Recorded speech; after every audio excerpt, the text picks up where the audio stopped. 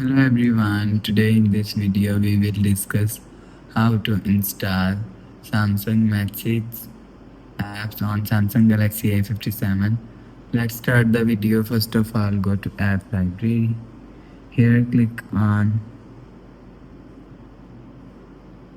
Play Store app. After click on Play Store app and click on search and search Samsung Message.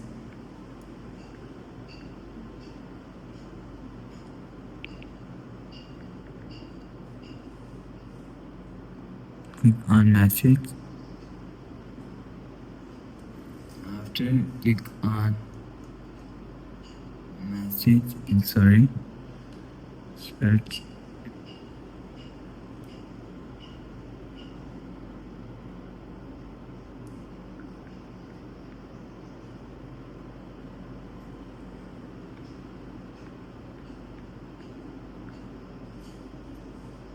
After search Samsung Message app, click on install. So your app is installed according to your internet connection.